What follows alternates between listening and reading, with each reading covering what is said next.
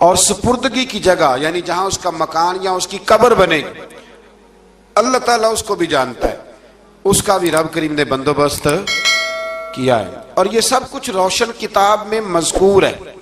مزید اللہ تعالیٰ نے فرمایا کہ تخلیق کائنات کا مقصد انسان کے خیر و شر کی آزمائش ہے، اس کے بعد کافروں کے حیات بعد الموت کو سحر قرار دینا۔ وہ کہتے تھے یہ جادو ہے، تو جادو قرار دینے اور ان کی سرکشی کا بیان ہے کہ عذاب میں تاخیر کو احسان شمار کرنے کی بجائے مسلمانوں کو تانے دیتے ہیں کہ عذاب کو کس چیز نے روک رکھا ہے۔ آگے چل کے انسان کی خود غرضی کو بیان کیا اللہ تعالیٰ نے، فرمایا کہ اللہ تعالیٰ کسی انسان کو کوئی نعمت عطا کرتا ہے تو وہ اس پر شکر گزار نہیں ہوتا، لیکن اگر نعمت چھن جانے پر تو پھر نا امید اور ناشکرا ہو جاتا ہے۔ ملی تھی تو پھر اس نے شکر ادا، چلی گئی تو بڑے شکوے کر رہا ہے۔ اسی طرح اگر مصیبت کے بعد کوئی نعمت ملے تو انسان اتراتا ہے، شیخی بھکارتا ہے۔ البتہ جو ہر حال میں صابر شاکر رہے اور عمل صالح کرے تو ان کے لیے بخشش ہے اور بڑا اجر ہے۔ اللہ تعالیٰ نے اپنے نبی پاک صلی اللہ علیہ وسلم کو تسلی کے لیے فرمایا کہ کفار طرح طرح کی فرمائشیں کرتے ہیں، کہتے ہیں کہ آپ پر کوئی خزانہ کیوں نازل نہیں کیا گیا، آپ اور آپ کے صحابہ غربت میں وقت گزارتے ہیں، تو معاذ اللہ یہ وہ طعنہ دیتے تھے کہ کوئی خزانہ کیوں نہیں نازل کیا گیا، اور آپ کی تائید کے لیے فرشتہ کیوں نہ اترا۔ آپ اس پر تنگ دل نہ ہوں، آپ کا کام تو صرف لوگوں کو عذاب الہی سے ڈرانا ہے۔ اس صورت میں بھی قرآن کریم کے کلام الہی ہونے کا انکار کرنے والوں کو چیلنج دیا گیا ہے کہ اپنے تمام حمیتیوں کو ملا لو اور قرآن پاک جیسی 10 صورتیں بنا کے دکھاؤ، لیکن بنا سکتے۔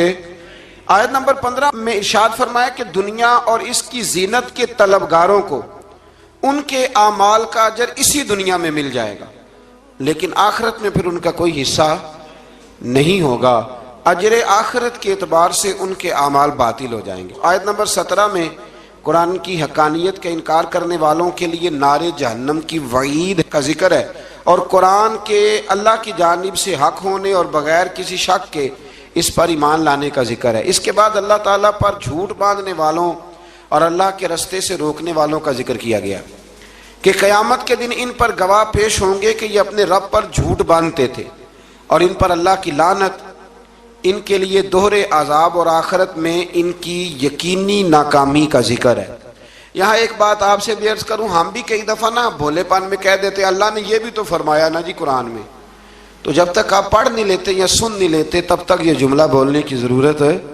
اسی طرح نبی پاک علیہ السلام نے فرمایا جس نے مجھ پر جھوٹ باندھا، جھوٹی حدیث بیان کی، وہ میں نے کہا ہی نہیں تھا پر اس نے جھوٹی حدیث بیان کی، تو حضور فرماتے اس نے حدیث نہیں سنائی بلکہ اپنا جہنم کے اندر مکان بنا لیا ہے۔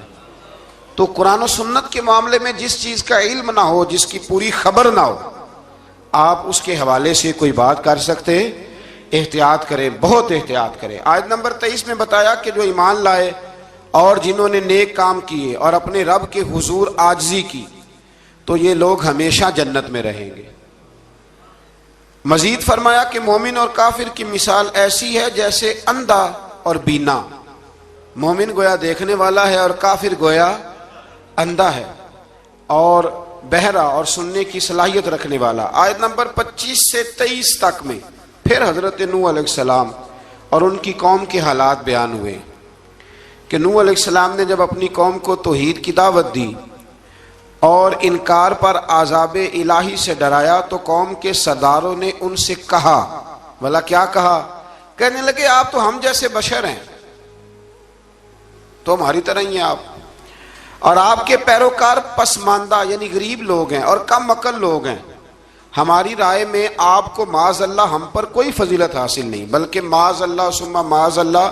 کہنے لگے آپ تو جھوٹے ہیں، اللہ کے نبی کو کہہ رہے ہیں معاذ اللہ، استغفر اللہ۔ نوح علیہ السلام نے جواب دیا کہ میں اپنے رب کی جانب سے واضح دلیل رکھتا ہوں اور اس نے مجھے رحمت سے نوازا ہے، لیکن تم میرے مقام کو سمجھنے کی صلاحیت نہیں رکھتے، تم اتنی صلاحیت رکھتے نہیں ہو اور پھر ارشاد فرمایا کہ میں تم سے دعوت حق کے صلے میں کسی اجر کا طلبگار نہیں ہوں، اور نہ ہی میں اہل ایمان کو اپنے پاس سے دھتکارنے والا ہوں، اور میں نے یہ دعویٰ بھی نہیں کیا کہ میرے پاس اللہ کے خزانے ہیں، اور نہ میں از خود غیب جاننے والا ہوں، اور نہ ہی میں یہ کہتا ہوں کہ میں فرشتہ ہوں، نہ میں یہ کہتا ہوں کہ جن لوگوں کو تم اپنی نظروں میں حقیر جانتے ہو اللہ انہیں خیر سے نہیں نوازے گا۔ فرمایا یہ ٹھیک ہے کہ اللہ بشروں میں سے رسول بناتا ہے، پر جسے بناتا ہے پھر اسے بڑی شانیں عطا فرماتا ہے۔ پہلے دن سے انسان کا یہ مسئلہ ہے، پہلے دن سے انسان کا یہ مسئلہ ہے کہ وہ کہتا ہے میں انسان سے ہدایت حاصل کروں، لیکن رب نے بھی قانون بنایا ہے کہ اللہ تبارک و تعالیٰ بندے پر ہی وحی فرماتا ہے۔ فرشتوں اور جنوں کو اللہ نے اس منصب کے لیے منتخب نہیں فرمایا۔ قوم نوح نے کہا کہ آپ نے ہم سے بہت بحث کی معاذ اللہ، پس جس عذاب سے آپ ہمیں ڈرا رہے ہیں وہ لے آئیے۔ تو نوح علیہ السلام نے کہا کہ اللہ چاہے گا تو تم پر عذاب بھی آ جائے گا۔ آیت نمبر 37 سے 47 میں بتایا کہ اللہ تعالیٰ کی طرف سے نوح علیہ السلام کو حکم ہوا کہ ہماری نگرانی میں اور ہماری وحی کے مطابق آپ کشتی بنائیے، اور ظالموں کے بارے میں ہم سے کوئی بات نہ کریں۔ حضرت نوح کی خواہش تھی کہ یا اللہ انہیں بھی معاف کر دے، فرمایا یہ ظالم ہے تو میرے نبی ان کے بارے میں مجھ سے کوئی بات نہ کریں، وہ ضرور غرق ہو جائیں گے۔ پھر وہ کشتی بنانے لگے، اور جب ان کی قوم کے سردار ان کے پاس سے گزرتے تو ان کا مذاق اڑاتے۔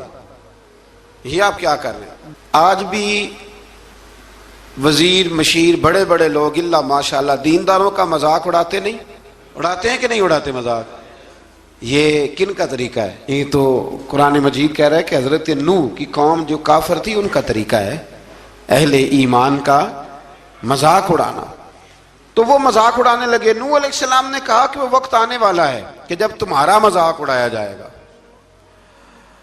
اور تمہیں پتہ چل جائے گا کہ رسوا کن عذاب کس پر آئے گا۔ اللہ تعالیٰ نے فرمایا جب ہمارا حکم عذاب آ پہنچا اور تندور ابلنے لگا، تندور سے آگ نکلا کرتی ہے، پانی نہیں نکلا کرتا، اور نوح علیہ السلام کی قوم پر جب عذاب آیا تو پانی تندور سے نکلا، تندور سے اللہ نے پانی نکالا، جہاں سے پانی نکلا نہیں کرتا، تندور ابلنے لگا۔ اللہ اکبر۔ تو اللہ تبارک و تعالیٰ نے فرمایا تو ہم نے نوح علیہ السلام سے کہا کہ آپ خود اور اپنے گھر والوں کے ساتھ اس کشتی میں سوار ہو جائیں، اور اہل ایمان کو بھی سوار کر لیں، اور ہر چیز کے جوڑے یعنی نر اور مادہ کو سوار کر لیں۔ اور ان کے ساتھ ایمان والے بہت کم تھے۔ حضرت نوح علیہ السلام دعائیں پڑھتے ہوئے سوار ہو گئے۔ پھر کیا ہوا؟ کشتی انہیں پہاڑوں جیسی موجوں میں لے جا رہی تھی کہ نوح علیہ السلام الگ کھڑے ہوئے اپنے بیٹے سے فرمانے لگے بیٹے ہمارے ساتھ کشتی میں سوار ہو جا اور کافروں کے ساتھ نہ رہو۔ اس نے یعنی نوح علیہ السلام کے بیٹے نے کہا کہ میں آپ کے ساتھ نہیں بیٹھوں گا، ابھی کوئی پہاڑ آئے گا تو میں پہاڑ کی پناہ لے لوں گا۔ اگر کسی نیک آدمی کا بیٹا کبھی غلط نکل آئے تو اس کا مطلب یہ نہیں کہ اس نے تربیت ٹھیک نہیں کی، ہاں یہ اعتراض چھوڑ دیں، اس لیے کہ نوح علیہ السلام کا بیٹا کافر ہو گیا، اور جب سیلاب نظر آیا تو اس سے کہا کہ آجا سوار ہو جا، تو کہنے لگا میں نہیں بیٹھوں گا، میں تو کسی پہاڑ کی پناہ لے لوں گا اور میں اس کے اندر چھپ جاؤں گا اور وہ پہاڑ مجھے پانی سے بچا لے گا۔ نوح علیہ السلام نے کہا آج اللہ کے حکم کے سوا کوئی بچانے والا نہیں ہے سوائے اس کے جس پر اللہ رحم فرمائے۔ پھر ان دونوں کے درمیان موج حائل ہو گئی، ایسے ایک موج اٹھی اور حضرت نوح کا بیٹا ڈوب گیا۔ اور جب حضرت نوح کا بیٹا ڈوبا اللہ کی طرف سے حکم ہوا اے زمین اپنا پانی نگل لے، اے آسمان تھم جا، پانی خوش ہو گیا، اللہ کا فیصلہ نافذ ہو گیا اور کشتی کوہ جودی پر ٹھہر گئی۔ نوح علیہ السلام نے اللہ سے التجا کی کیا میرے پروردگار میرا بیٹا اور میرے اہل سے ہے اور تیرا وعدہ سچا ہے کہ تم میرے اہل کو بچا لے گا۔ اللہ نے فرمایا نوح وہ آپ کے اہل میں سے ہے ہی نہیں، وہ آپ کے اہل میں سے ہے ہی نہیں۔ اہل میں سے وہ ہوگا جو آپ کے طریقے پہ چلے گا، جو طریقے پہ نہ چلے وہ نسل میں سے ہے ہی نہیں، وہ ختم ہو گئی بات۔ اللہ اکبر۔ اس کے اعمال ٹھیک نہیں، جس بات کی حقیقت کا آپ کو معلوم نہ ہو اس کے بارے میں سوال نہ کریں۔ تو نوح علیہ السلام نے اللہ تعالیٰ سے اپنی اس اجتہادی خطا پر مغفرت اور رحم کی دعا کی۔ پھر طوفان نوح تھم جانے کے بعد وہ سلامتی کے ساتھ اتر گئے۔ اجتہادی خطا میں نے ایک لفظ بولا ہے، یہ اجتہادی خطا کا مطلب یہ ہے کہ بعض اوقات انبیاء سے ایسی باتیں سرزد ہو جاتی ہیں کہ جو تعلیم امت کے لیے ضروری ہوتی ہیں، تاکہ لوگوں کو پتہ چل جائے کہ اللہ کی بارگاہ میں توبہ کیسے کرنی ہے۔ اگر وہ لوگ توبہ نہ کرتے تو ہمیں توبہ کے طریقے سمجھ میں، یعنی ان سے اجتہادی خطا ہو گئی، کہنے میں کرنے میں کوئی ایسی بات ہو گئی جو بظاہر اللہ تعالیٰ کی رضا والی، تو فوراً معافی مانگ لیتے تھے۔ لیکن اب امتی اٹھ کے کہے کہ نبی گناہ گار ہے معاذ اللہ۔ حضرت آدم نے دعا مانگی تھی نا، ربنا ظلمنا انفسنا، اے اللہ ہم نے اپنی جانوں پر ظلم کیا، انہوں نے کہا تھا۔ تو اگر کوئی بندہ حضرت آدم کو ظالم کہے گا تو کافر ہو جائے گا، تو اگر وہ کہے کہ وہ تو خود کہہ رہے ہیں، ایک بندہ اڑ جاتا ہے کہتے ہیں جو خود کہہ رہے ربنا ظلمنا، تو خدا کے بندے وہ اللہ کے نبی ہیں، وہ رب سے کہہ رہے ہیں، وہ عاجزی کے طور پر کہہ رہے ہیں۔ کچھ لوگ اڑ جاتے ہیں کہتے ہیں خود حضور نے کہا ہے جی انا بشر مثلکم، میں تمہاری طرح کا بشر ہوں، خود نبی پاک نے کہا ہے۔ عجیب بیوقوف بندے ہو، نبی کریم تو کہہ سکتے ہیں پر امتی اٹھ کے نہیں کہہ سکتا۔ اس نے تو کہنا ہے وہ حبیب اللہ ہے، اس نے تو کہنا ہے وہ قیامت میں شفاعت کرنے والے ہیں، امتی نے تو کہنا ہے وہ سارے نبیوں کے سردار ہیں، وہ امام الانبیاء ہیں۔ امتی وہ لفظ ادا کرے گا جو اس کے بنتے ہیں۔ اب کوئی بندہ اٹھ کے کہہ دے، دیکھے نا ایک بہت بڑا عالم تقریر کرتے ہوئے کہے جی میں تو ان پڑھ آدمی ہوں، تو اس کا شاگرد کہے کہ استاد جی قسم اٹھائے ہاں آپ نے تقریر میں کہا نہیں میں ان پڑھ ہوں، آپ تو ان پڑھ ہے۔ تو یہ بات ادب ہے کہ بے ادبی ہے؟ چلیں اس سے آگے چلتے ہیں، یہ بھی ذرا مشکل سے سمجھ میں آئے گی۔ ایک اور بات جو جلدی سمجھ میں آ جائے گی، ایم این اے جب اعلان کرتا ہے، تقریر کرتا ہے، الیکشن لڑتا ہے تو کہتا نہیں میں قوم کا خادم ہوں، کہتے ہیں نا کہ میں قوم کا خادم سے آپ کیا کچھ کراتے ہو؟ سارے کام کراتے ہیں نا۔ خادم کو بندہ یہ بھی کہہ لیتا ہے کہ جھاڑو دے دے گلی میں، کہتے ہو کہ نہیں کہتے؟ تو اس نے بھی تو سپیکر میں کہا میں خادم ہوں، کہو اس سے کہ جھاڑو دے گلی میں آ کے، پھر پتہ کیا حال ہوگا؟ جھاڑو تو نہیں آئے گا اور ہو سکتا ہے کچھ ہے آ جائے۔ تو اس لیے اب کوئی بندہ کہے جی انہوں نے خود کہا ہے، تو ایک کچھ پوری جماعت ہے لوگوں کی جو بات کو سمجھتی نہیں، کہتے ہیں خود کہا ہے میں بشر ہوں، انہوں نے خود کہا ہے میں غیب نہیں جانتا، انہوں نے خود کہا ہے میرے پاس خزانہ کوئی نہیں، انہوں نے خود کہا ہے میرے پاس کوئی شے نہیں۔ تو اس لیے آپ سمجھیں کسی کے لفظوں پر اگر آپ گرا لگا کے بیٹھیں گے تو پھر اس سے بے ادبی ہوگی۔ تو نوح علیہ السلام نے اللہ سے اپنی اجتہادی خطا کی معافی مانگی۔ اب حضرت نوح کو کوئی خطا کار کہے گا تو بہت بڑا مجرم بن جائے گا، اس لیے کہ وہ اللہ کے نبی ہیں۔ آیت نمبر 50 میں قوم عاد کا ذکر ہے، اور ان کی طرف دعوت توحید دینے کے لیے اللہ تعالیٰ نے حضرت ہود علیہ السلام کو بھیجا۔ ہود علیہ السلام نے قوم سے کہا کہ میں تم سے کسی چیز کا اجر طلب نہیں کروں گا، میرا اجر میرے اللہ کی بارگاہ میں ہے، پاس تم اپنے رب سے بخشش مانگو، پھر اس کی بارگاہ میں توبہ کرو، اللہ تعالیٰ تم پر موسلا دار بارش برسائے گا اور تمہاری قوت میں اضافہ فرمائے گا۔ قوم عاد نے دعوت حق کو رد کیا اور ایمان نہ لائے، بلکہ ہود علیہ السلام پر طنز کیا۔ وہ کہنے لگے کہ ہمارے تو معبودوں نے، ہمارے بتوں نے معاذ اللہ آپ کو پاگل بنا دیا ہے، آپ کو مجنون بنا دیا ہے، الٹا حضرت ہود کو کہنے لگے، اس لیے آپ ایسی باتیں کرتے ہیں۔ ہود علیہ السلام نے کہا میں اللہ کو گواہ بناتا ہوں اور تم بھی گواہ رہنا کہ میں تمہارے شرک سے بری ہوں، اور میں اللہ پر توکل کرتا ہوں، اور میں نے رسالت کا حق ادا کر دیا ہے۔ آیت نمبر 58 میں اللہ تعالیٰ نے فرمایا جب ہمارے عذاب کا وقت آ گیا تو ہم نے اپنی رحمت سے ہود اور ان کے ساتھ مومنوں کو نجات عطا کی۔ قوم عاد نے اللہ کی نشانیاں اور رسولوں کو جھٹلایا اور دنیا اور آخرت میں لعنت کے حقدار ہوئے۔ آیت نمبر 61 میں پھر سے حضرت صالح علیہ السلام اور ان کی قوم سمود کے حالات کو بیان کیا گیا ہے۔ حضرت صالح نے کہا ہے میری قوم اللہ وحدہ لا شریک کی عبادت کرو، اس سے بخشش طلب کرو، اس کی بارگاہ میں توبہ کرو، اس نے تمہیں زمین سے پیدا کیا ہے، اس پر آباد کیا ہے۔ جواب دیا ہے صالح ہمارے آباء و اجداد کے معبودوں کی عبادت کو روکنے سے پہلے ہمیں آپ سے بڑی امیدیں تھیں، اور اب آپ ہمیں روکنے لگ گئے ہیں باپ دادا کے دین سے، لیکن اب ہمیں آپ کی دعوت کے بارے میں شکوک ہیں۔ صالح علیہ السلام نے اپنی قوم سے کہا کہ یہ اللہ کی اونٹنی ہے اور یہ تمہارے لیے نشانی ہے، اسے چرنے کے لیے آزاد چھوڑ دو اور اسے تکلیف نہ دینا، اللہ اکبر، ورنہ تمہیں عذاب پہنچے گا۔ انہوں نے اونٹنی کی کونچیں کاٹ ڈالی۔ صالح علیہ السلام نے کہا تم صرف 3 دن اپنے گھروں میں مزے اٹھا لو، 3 दिन, फिर अल्लाह का यकीनी अजाब आएगा। फिर एक चिंगाड़ ने उनको आ दबोचा, वो अपने घरों में घुटनों के बल ऊंधे पड़े रह गए।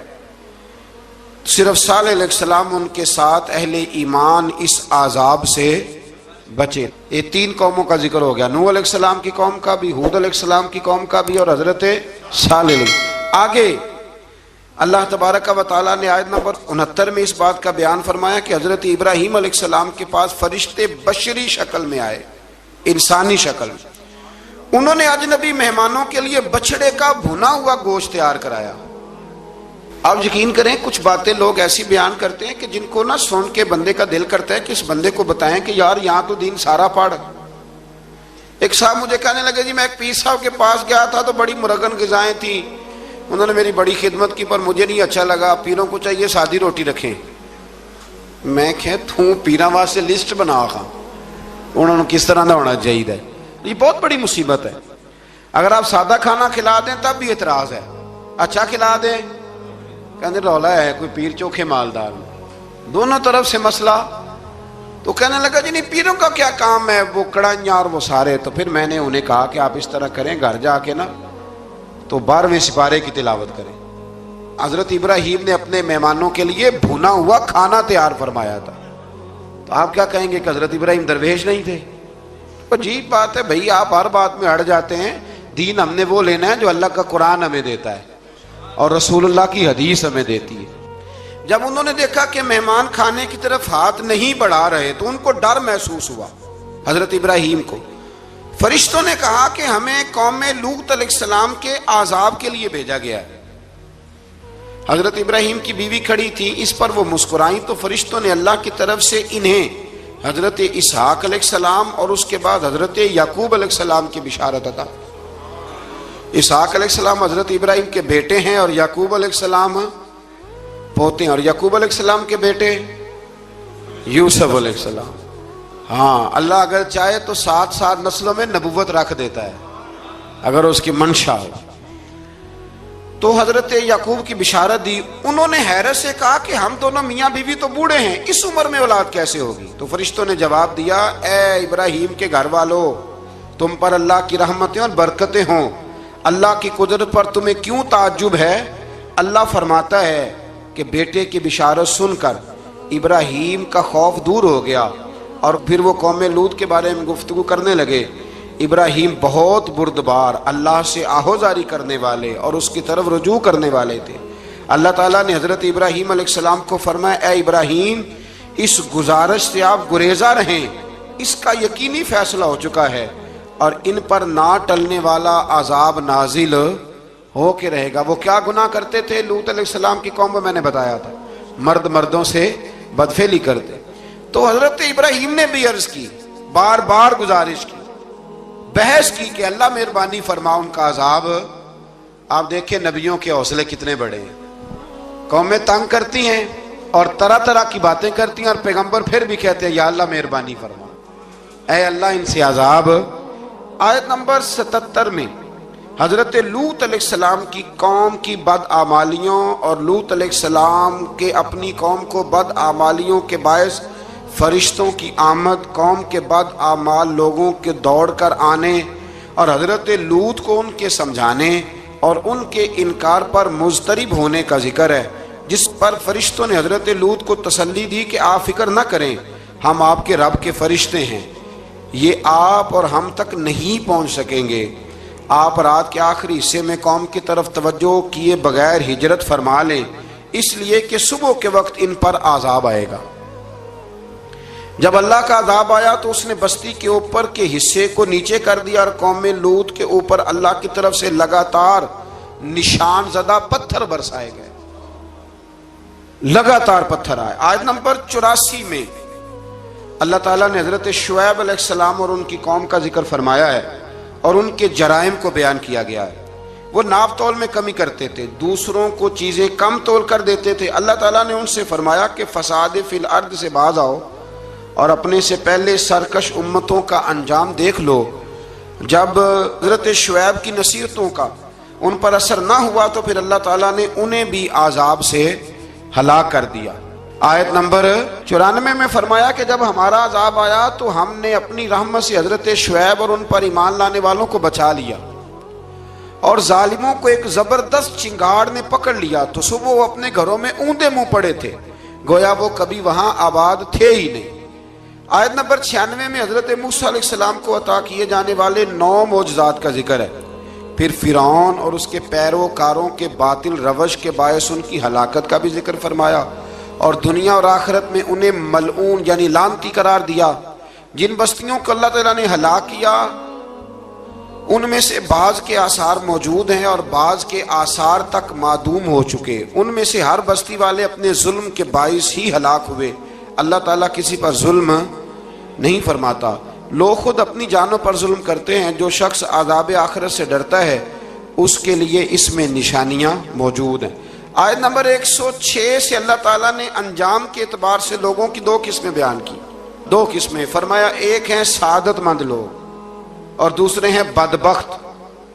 فرمایا بدبختوں کا ٹھکانہ جہنم ہے جس میں وہ ہمیشہ رہیں گے، اور نیک بختوں کا ٹھکانہ جنت ہے، وہ ہمیشہ اسی میں رہیں گے، اور ان کے لیے اللہ کی طرف سے نا ختم ہونے والی عطائیں۔ آیت نمبر 110 میں حضور صلی اللہ علیہ وسلم کو تسلی دی گئی کہ جس طرح یہ لوگ قرآن کے بارے میں اختلاف کرتے ہیں، اسی طرح قوم موسیٰ نے تورات کے بارے میں بھی اختلاف کیا تھا، اور اللہ نے ان کے اعمال کا پورا بدلہ انہیں دیا۔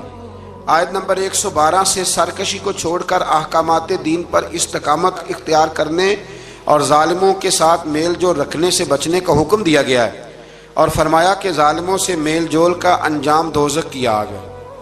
ہم لوگ نہ شکوہ کرتے ہیں، کسی حکومت کو بنے ہوئے 6 مہینے گزرتے ہیں تو شکوہ شروع ہو جاتا ہے، حالانکہ وہ خود تو نہیں نہ بنتے، ان کو کوئی بنانے والا ہے۔ تو ظالم کا جو مددگار ہوتا ہے وہ بھی ظالم ہوتا ہے، اس لیے احتیاط کریں۔ اور یہ صرف سیاستدانوں کی بات نہیں، دنیا کے ہر معاملے میں آپ غور کریں کہ آپ کسی ظالم کے مددگار تو نہیں۔ اللہ تعالی ہمیں حق پر استقامت عطا فرمائے۔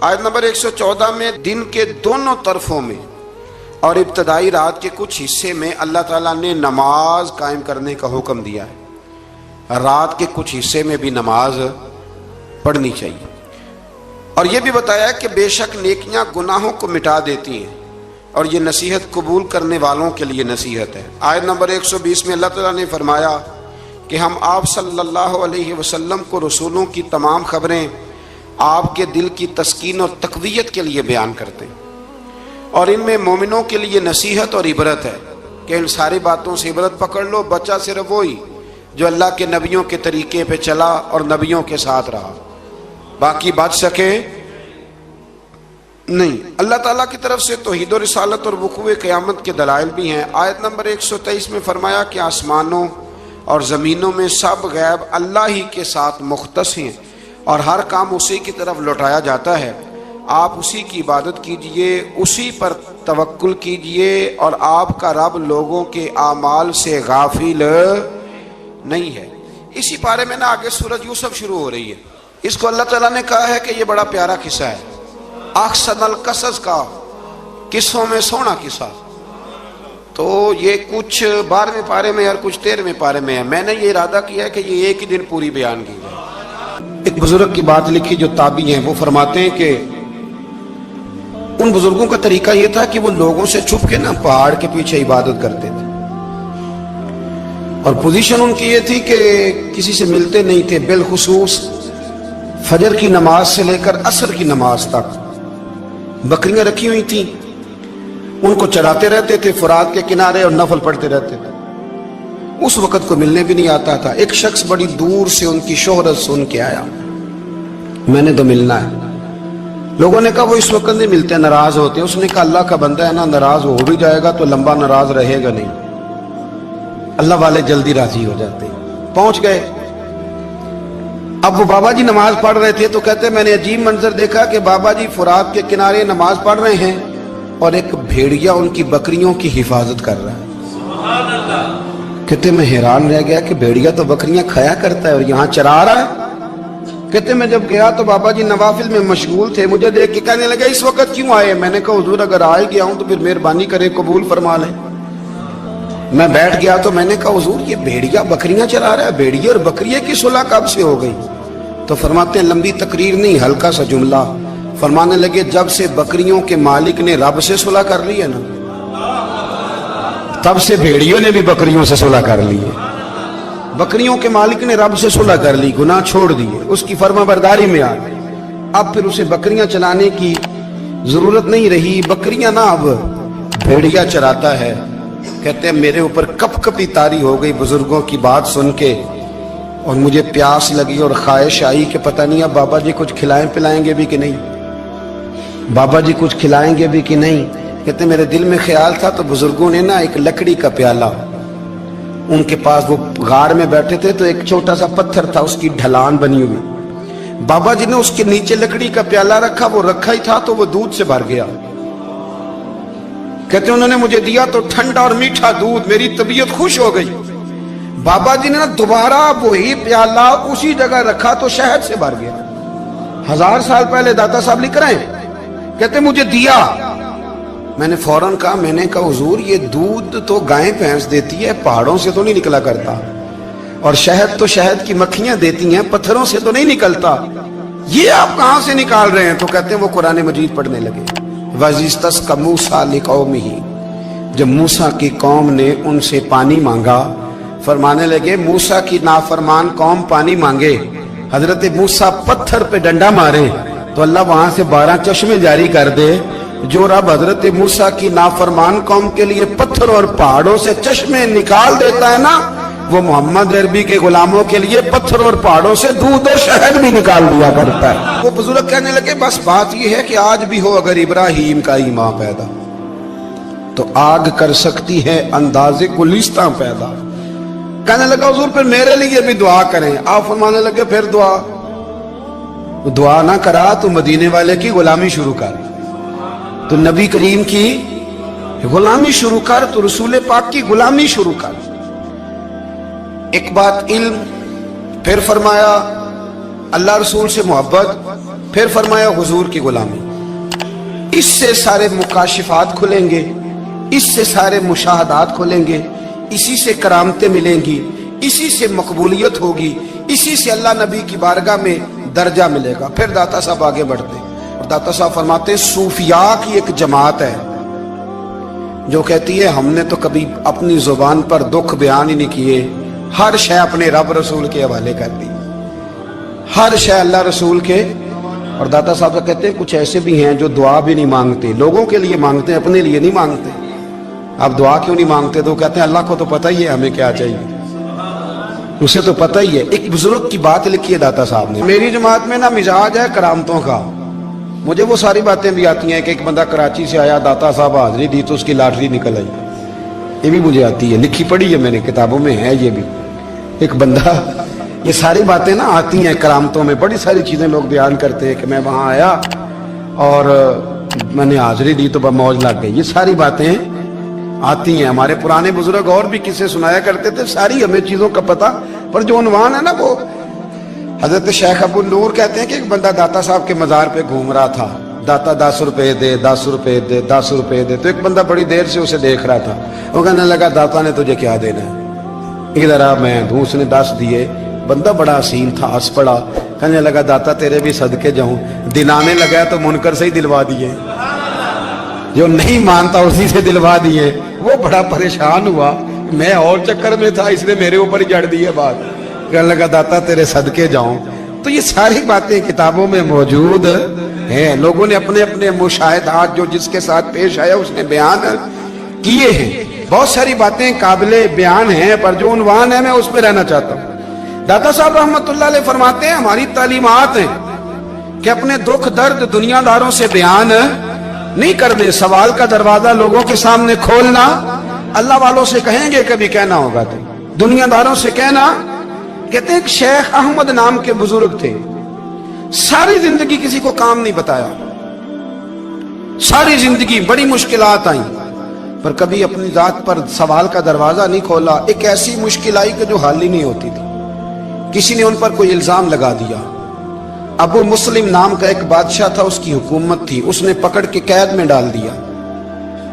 اب قید میں ہیں، जुर्म लग गया है, फर्द जुर्म आयद हो गई है, जेल में है। लोग कहने लगे हजरत जी अपनी सफाई में कुछ कहें, फरमाने लगे सारी जिंदगी बंदों से कुछ नहीं कहा, अल्लाह रसूल को पता है मैं बेगुनाह हूं, मुझे कहने की जरूरत नहीं। दाता गानी बख्श अली हजवेरी ने लिखा है, दाता साहब कहते हैं तू यकीन कामिल तो पैदा कर, तू ईमान तो पुख्ता कर। दाता साहब कहते हैं वो अबू मुस्लिम जो बादशाह था वो नेक आदमी था, उसे रात को ख्वाब में नबी करीम की जियारत नसीब हुई और हुजूर सैयद आलम सल्लल्लाहु अलैहि वसल्लम फरमाने लगे तूने अल्लाह का एक नेक बंदा जेल में डाल दिया, डर नहीं आता, वो तो बेगुनाह है। बादशाह आधी रात को खुद उठा। दादा साहब फरमाते हैं किसी गार्ड को नहीं भेजा, पुलिस वाले को नहीं भेजा, जेलर से नहीं, खुद गया, जाके जेल का दरवाजा खोला, दरवाजा खोल के उस दरवेश को आजाद किया, कहने लगा बाबा जाओ मुझे पता चल गया आप बेगुनाह है। बाबा जी सलाम करके जाने लगे तो बादशाह फिर आगे आया, हाथ बांधे, हाथ चूमे, कहने लगा हुजूर आप बड़े नेक हैं, मेरे लिए कोई हुक्म हो तो बताइएगा, मेरे लायक को खिदमत हो तो बताइएगा। तो शेख अहमद फरमाने लगे तुझे अभी भी समझ नहीं आई, तुझे अभी भी नहीं समझ आई। कहने लगा हुजूर क्या? फरमाने लगे जो तहज्जुद के वक्त तुझे उठा के मुझे रिहा करने भेज सकते हैं वो मेरी कोई जरूरत बाकी रहने देंगे?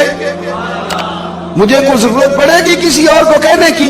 जो तहज्जुद के वक्त तुझे उठा के भेजते हैं कि जा खोल जाके दरवाजा, वो जरूरत रखेंगे मेरी? जरूरत मुझे रहेगी कि मैं तुझे और कोई काम, अभी भी तुझे समझ नहीं आई? तो दाता अली अजमेरी रहमतुल्लाह अलैह फरमाते हैं असल में हमारी तबीयत है, हमने बंदों से दिल लगा लिया है, दिल अल्लाह रसूल से लगाओ, किसी बंदे से लगाना तो उससे लगाओ जो अल्लाह वाला हो।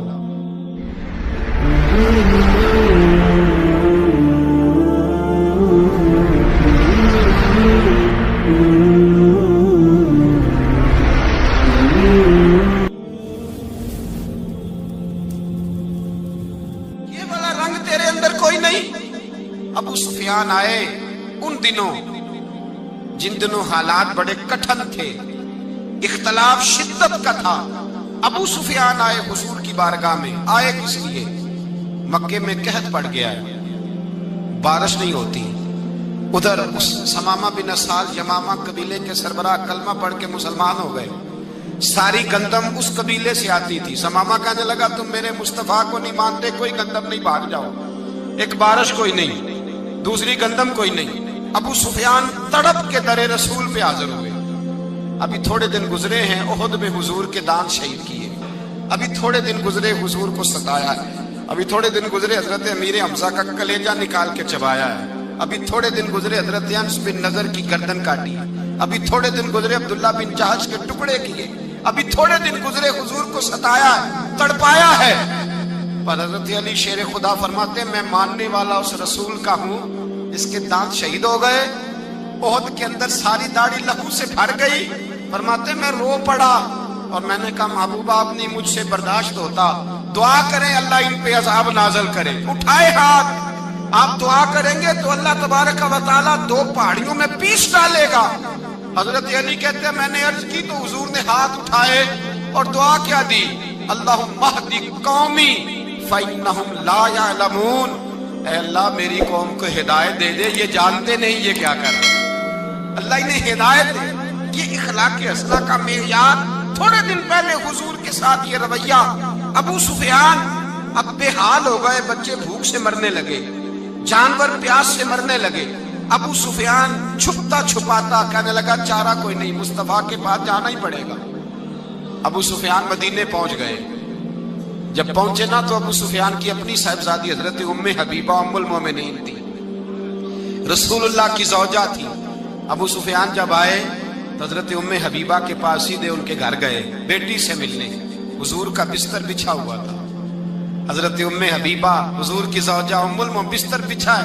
अबू सुफियान बैठने लगे, जनाब उम्मे हबीबा कहने लगी अब्बा जी ठहर जाएं। वो ठहरे तो बिस्तर समेट दिया। कहने लगे बेटी शायद तेरे घर में कोई कीमती बिस्तर नहीं, गुर्बत छुपाने के लिए बिस्तर समेट रही हो। जनाब उम्मे हबीबा कहने लगी अब्बा तू मुसलमान नहीं ना हुआ, अभी तेरी सोच काफिरों जैसी है, तू यहाँ आके खड़ा होना जहाँ मैं खड़ी हूँ, फिर तुझे रसूलुल्लाह की मोहब्बत के रंग का पता चले। तू अभी खड़ा वहां है जहाँ तुझे कुफर ही कुफर सुनाई और सुझाई देता है। بستر اس لیے نہیں سمیٹا کہ معاذ اللہ کم قیمت تھا، میں نے اس لیے سمیٹا ہے کہ تو نجس ہے، ناپاک ہے، ابھی کلمہ نہیں پڑھتا۔ اور یہ اس رسول کا بستر ہے کہ جو بستر میں موجود ہوتے ہیں تو جبریل امین قرآن لے کے تشریف لے آتے ہیں، ذرا وجود اس قابل نہیں کہ یہاں بٹھایا جائے۔ نبی پاک صلی اللہ علیہ وسلم کی بارگاہ تک ابو سفیان آئے۔ ابو سفیان کہتے ہیں مجھے امید نہیں تھی، ابھی سوچ نہیں نہ بدلی تھی، کہتے مجھے امید نہیں تھی، میرا خیال تھا وہ شکوے کریں گے، شکایتیں کریں گے، وہ کہیں گے تم نے بھی تو بڑا کچھ کیا ہے نا۔ ابو سفیان کہتے ہیں میں قربان جاؤں، میں نے یہ رنگ دیکھا تو مدینے کی فضا ویسے ہی بڑی ٹھنڈی تھی، لیکن مصطفیٰ کریم کے ساتھ جب میں نے بات کی تو میرے وجود پر گریا طاری ہو گئی، میرے اوپر کیفیت طاری ہو گئی، میں تڑپنے لگا۔ کہتے ہیں میں نے کہا محبوبہ میں آیا ہوں، آپ کا کلمہ پڑھتے ہی سمامہ نے گندم بند کر دی ہے، بارشیں رک گئی ہیں، مکے کے لوگ بھوک اور پیاس سے مرنے لگے ہیں، محبوبہ بیٹیاں روتی ہیں، یا رسول اللہ مائیں ان کی چھاتیوں میں دودھ خشک ہو گیا ہے، بچے بلکتے ہیں۔ ابو سفیان کہتے ہیں میں دشمن تھا، سارے مکے کے لوگ دشمنی کرتے تھے، لیکن جب میں نے یہ لفظ کہے نا، اچانک میری نظر اٹھی تو مصطفیٰ کریم کی تو آنکھیں آنسو برسا رہی۔ کہتے ہیں میری بات بھی مکمل نہ ہوئی، حضور نے پہلے رکا منگوایا، سمامہ کے نام فرمایا پہلے تو انہیں غلہ اپنی مرضی سے دیتا تھا، اب تیرے نبی کا حکم ہے کہ پہلے سے بڑھ کر تو انہیں غلہ دینا ہے۔ اور پھر میرے مصطفیٰ نے ہاتھ اٹھائے۔ اور بھائی مشکل ہوتا ہے، مشکل ہوتا ہے، سگے بھائی کے لیے لوگ دعا نہیں کرتے، کہتے میرا شریکہ ہے، ساس بہو کے لیے بہو ساس کے لیے دعا نہیں مانگتی، کہتے اختلاف ہے، لوگ لوگوں کی زندگی نہیں مانگتے، بیماری میں شفا نہیں مانگتے۔ ابو سفیان کہتے ہیں آمنہ کے لال تیرے قربان جاؤں۔ حضور نے ہاتھ اٹھائے اور کہا اے اللہ مکے کی سنگلاخ پہاڑیوں پہ بارش برسا، اے اللہ کھیتیاں ہری کر دے، اے اللہ ماؤں کی چھاتیوں میں دودھ بھر دے، اللہ عورتوں کو تازگی دے دے، بچوں کو رانائی دے دے، پھلوں پھولوں کو تازگی دے دے۔ ابو سفیان کہتے پہلے حضور رو رہے تھے، اور جب نبی پاک کی دعا دیکھی تو میں نے رونا شروع کر دیا، میں نے رونا شروع کر دیا۔ کہتے واپس آیا تو وہ احساس کہ یار یہ میں کس شخص سے مل کے آیا ہوں، یہ کس قسم کے آدمی سے مل کے آیا ہوں، یہ کیسا رنگ ہے، یہ کس قسم کا انداز ہے کہ جس کو میں پتھر مارتا رہا وہ میرے لیے دعائیں لے کے بیٹھا ہوا ہے، جس کو ساری زندگی ستایا ہے وہ میرے بچے کے لیے روتا ہے، میری بیٹی کے لیے اس کی آنکھ میں آنسو ہیں، وہ ہمارے لیے تڑپ رہے ہیں۔ میرے بھائیوں، ابو سفیان کہتے ہیں پھر دوسرا جلوہ میں نے تب دیکھا جب حضور مکے آئے، اور میں تو آخر تک لڑنے آیا تھا نا، حدیبیہ تک۔ کہتے ہیں جب رسول پاک مکے آئے اور حضور نے اعلان معافی کیا تو بنتا تو یہ تھا کہ مجھے سزا ملتی، لیکن میرے مصطفیٰ کریم نے فرمایا جو ابو سفیان کے گھر میں چلا جائے گا میں اسے معاف کر دوں گا۔ کہتے ہیں میں نے کہا یہ میرے لیے کس قسم کی سزا تجویز کی ہے کہ میں عمر بھر دشمنی کرتا رہا اور یہاں رنگ عجیب ہے۔ حضور نے میرے لیے ہی اعزاز لکھ دیا، فرمایا جو ابو سفیان کی حویلی میں داخل ہو گیا میں نے معاف کیا۔ ابو سفیان کہتے ہیں پتہ نہیں کتنے پردے تھے جو اٹھ گئے، پتہ نہیں کتنی منزلیں تھیں جو طے ہو گئی، پتہ نہیں کتنے جلوے تھے جن کا نظارہ ہو گیا، اور میں نے غور سے چہرہ دیکھا تو میری آنکھوں سے پٹی اتر گئی، اور مجھے عبداللہ کے یتیم بیٹے کے پیچھے محمد الرسول اللہ کے جلوے نظر آنے شروع ہو گئے۔ اخلاقی قدریں جب موجود رہتی، یہاں تو لوگ مرے ہوئے شخص کو مارتے ہیں، یہاں تو سڑک پر کتنی کراوٹ ہے اور کتنا گر گیا ہے، اخلاق ان لوگوں کا ایکسیڈنٹ ہو گیا ہے، ٹرین کی پٹری سے اتر گئی ہے، چیخ و پکار ہے، آہیں ہیں، تڑپنا ہے، رونا ہے، سسکیاں ہیں، ماں کا بازو کٹا ہے پر وہ چیختی ہے ذرا میرے بیٹے کا پتہ کرو، باپ کی آنکھوں میں ریت پڑ گئی ہے پر وہ تڑپتا ہو میرا بیٹا تھا، چیخ و پکار ہو رہی ہے۔ پر ظلم ہے اس قوم کا کہ جو بچانے والے آئے ہیں وہ پہلے آتے ہی ان کی جیبیں ٹٹول رہے ہیں، ان کے بٹوے دیکھ رہے ہیں، گری ہوئی عورتوں کے، یہ آپ اٹھا کر دیکھیے اخبارات، عورتوں کے گری ہوئی عورتوں کے کانوں سے بالیاں نوچی گئی اور ان کے کان تک کٹ گئے۔ یہ اس قوم کا حال ہے۔ اقبال کہتے ہیں جنہیں آتا نہیں دنیا میں کوئی فن تم ہو اور بیچ کھا خیال رکھتے تصورات کا۔ او بھائی اس سے بڑا اخلاق کا مظاہرہ کہاں سے لینے جاؤ گے؟ قیامت کے لال فرماتے ہیں میرا دل کرتا ہے نماز لمبی پڑھاؤں، نماز اللہ کی نماز، دل کرتا ہے لمبی نماز پڑھاؤں، میں لمبی لمبی سورتیں تلاوت کروں، میں کھل کے رب کریم کا قرآن پڑھوں، میں اللہ تبارک و تعالیٰ کے قرآن مجید کے ذائقوں میں کھو جاؤں۔ لیکن حضور فرماتے ہیں نماز میں کسی بچے کے رونے کی آواز آتی ہے، کسی بوڑھے کی ہائے کی آواز آتی ہے، کسی بیمار آدمی کی ہائے کی آواز آتی ہے۔ نبی پاک فرماتے ہیں میں اللہ کی نماز چھوٹی کر دیتا ہوں، اللہ کے بندوں کا خیال کرتا ہوں، میں رب کی نماز چھوٹی کر دیتا ہوں، رب کریم کے بندوں کا خیال کرتا ہوں۔ خدا کے بندے تو ہیں ہزاروں، بنوں میں پھرتے ہیں مارے مارے، میں اس کا بندہ بنوں گا جس کو خدا کے بندوں سے۔ میرے حبیب کریم سید عالم صلی اللہ علیہ وسلم نے فرمایا اللہ کریم نے بندے کو مخلوق کو پیدا کرنے سے پہلے جو تحریر سب سے پہلے لکھی تھی نا، اللہ نے اپنے پاس جو جملے سب سے پہلے لکھے تھے بندے بنانے سے بھی پہلے، وہ فکر یہ تھے کہ ان رحمتی سبقت اعلی غضبی، رب کریم نے لکھا تھا بے شک میری رحمت زیادہ ہے، میرا غضب زیادہ نہیں ہے۔ اس نے لکھا تھا کہ میری رحمت ہمیشہ میرے غضب پر غالب رہے گی۔